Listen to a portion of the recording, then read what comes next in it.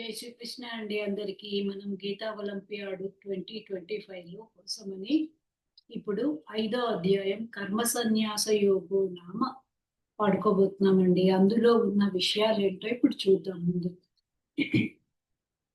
5వ అధ్యాయంలో సాంఖ్య యోగ నిష్కామ కర్మ యోగముల నిర్వచనం. సాంఖ్య యోగి నిష్కామ కర్మ యోగుల లక్షణాలు, వారి మహత్యము, అలాగే జ్ఞాన యోగ చర్చ, అలాగే ఆ, భక్తి సహిత ధ్యాన యోగ వర్ణనం. భక్తి సహిత జ్ఞాన యోగ వర్ణనం అండి. చక్కగా ఇప్పుడు మనం ముందుగా పాడేసుకుందామండి. ఓం శ్రీ పరమాత్మనే నమః. శ్రీమద్భగవద్గీతా అథ పంచమోऽధ్యాయः. అర్జున ఉవాచ సన్యాసం కర్మణాం కృష్ణ పునర్యోగైః చ సంశసి యచ్ఛ్రేయయేతయోరేకం తన్మే బ్రూहि సునిశ్చితం. श्रीभगवानुवाच सन्न्यासः कर्मयोगश्च निःश्रेयसकरावुभौ तयोस्तु कर्मसन्न्यासात् कर्मयोगो विशिष्यते. नेयस्य नित्यसन्न्यासी यो न द्वेष्टि न काङ्क्षति निर्द्वन्द्वो हि महाबाहो सुखं बन्धात् प्रमुच्यते.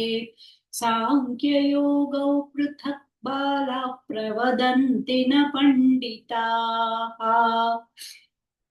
एकमप्यास्थितः सम्यक् उभयोर्विन्दते फलम्.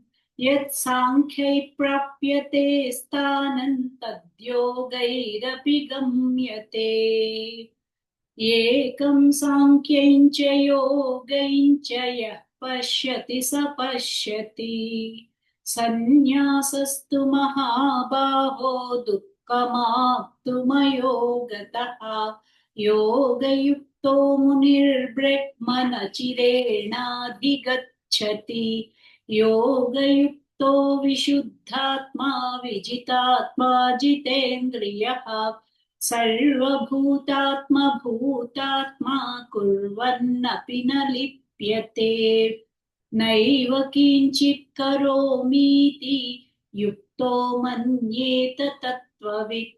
पश्यै शृण्वन् स्पृशन् जिघ्रन् नश्नन् गच्छन् स्वपैश्वसन् प्रलपन् विसृजन् गृह्णन् नुन्मिषन् निमिषन्नपि इन्द्रियाणीन्द्रियार्थेषु वर्तन्त इति धारयन् ब्रह्मण्याधाय कर्माणि सङ्गं त्यक्त्वा करोति यः लिप्यते न स पापेन पद्मपत्रमिवाम्भसा.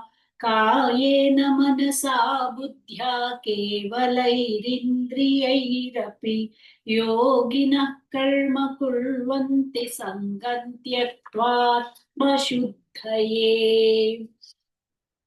युक्तः कर्मफलं त्यक्त्वा शान्तिमाप्नोति नैष्टिकीम्. अयुक्तः कामकारेण फले सक्तो निबध्यते. सर्वकर्माणि मनसा सन्न्यस्यास्ते सुखौ वशी. नवद्वारे पुरे देहि नैव कुर्यन्न कारयन्. न कर्तृत्वं न कर्माणि लोकस्य सृजति प्रभुः. न कर्मफलसंयोगं स्वभावस्तु प्रवर्तते. नादत्ते कस्यचित् पापं न चैव सुकृतौ विभुः. अज्ञानेनावृते ज्ञानं तेन मोह्यन्ति जन्तवः. ज्ञानेन तु तदज्ञानै येषान्नाशिनमात्मनः. तेषामादित्यवज्ञानं प्रकाशयति तत्परम्. तद्बुद्धयस्तदात्मानस्तन्निष्ठा तत्परं परायणाः गच्छन्ति पुनरावृत्तिं ज्ञाननिर्धूतकल्मषाः विद्या विनय संपन्ने ब्राह्मणे गविहस्तिनि शुनि चैव श्वपाके च पंडिताः समदर्शिनः इहैव तैर्जितः सर्गो येषां साम्ये स्थितं मनः निर्दोषं हि समं ब्रह्म तस्मात् ब्रह्माणि ते स्थिताः न प्रहृष्येत् प्रियं प्राप्य नो द्विजेत् प्राप्य चाप्रियम् स्थिरबुद्धिरसम्मूढो ब्रह्मविद् ब्रह्मणि स्थितः बाह्यस्पर्शेष्वसक्तात्मा विन्दत्यात्मनि यत् सुखम् स ब्रह्मयोगयुक्तात्मा सुखमक्षयमश्नुते ये हि संस्पर्शजा भोगा दुःखयोनय एव ते आद्यन्तवन्तः कौन्तेय न तेषु रमते बुधः शक्नोति हैव यः सोढुं प्राक्शरीरविमोक्षणात् कामक्रोधोद्भवौ वेगौ सयुक्तः स सुखी नरः योऽन्तः सुखान्तरारामस्तथान्तर्ज्योतिरेव यः स योगी निर्वाणं ब्रह्मभूतोऽधिगच्छति लभन्ते ब्रह्मनिर्वाणं ऋषयः क्षीणकल्मषाः छिन्नद्वैधायतात्मानः सर्वभूतहिते रताः कामक्रोधवियुक्तानां यतीनां यतचेतसाम् अभितो ब्रह्मनिर्वाणं वर्तते विदितात्मनः स्पर्शान् कृत्वा बहिर्बाह्यांश चक्षुश्चैवान्तरे भ्रुवोः प्राणापानसमौ कृत्वा नासाभ्यन्तरचारिणौ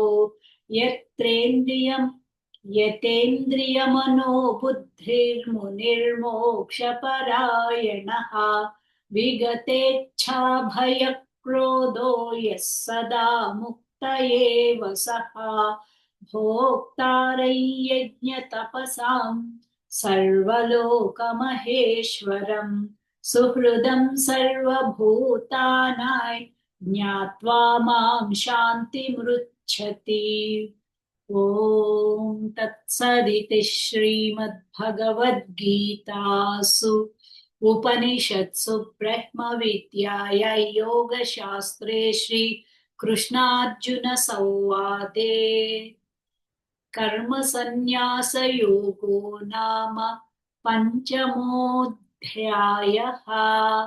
ॐ श्रीकृष्णार्पणमस्तु। हरये नमः। हरये नमः। हरये नमः।